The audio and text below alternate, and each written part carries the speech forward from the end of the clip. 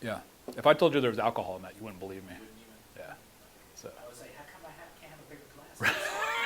Yeah. Can you imagine a full glass of that? Holy shit. Yeah, just all that. Yeah. Half the glass would be Jameson. Beer glass, like a normal. 2/3 of it would be alcoholic. And you're just like, yeah.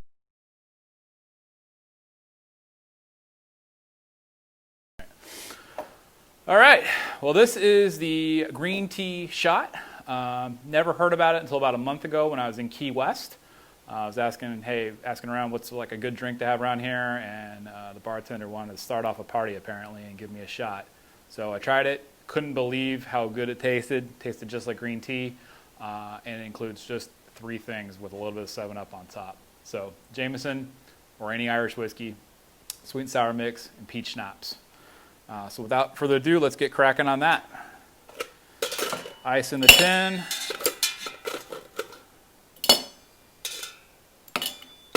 All right, and it's really easy to make this one. It's equal parts of the main 3. 1.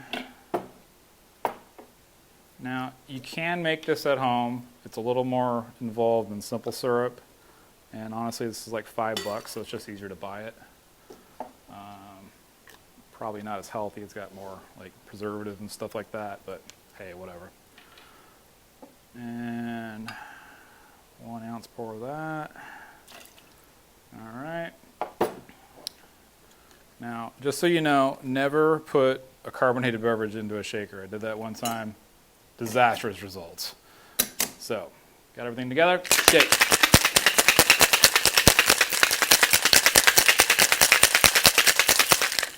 All right. And while you're watching me do this, feel free to like and subscribe. All right.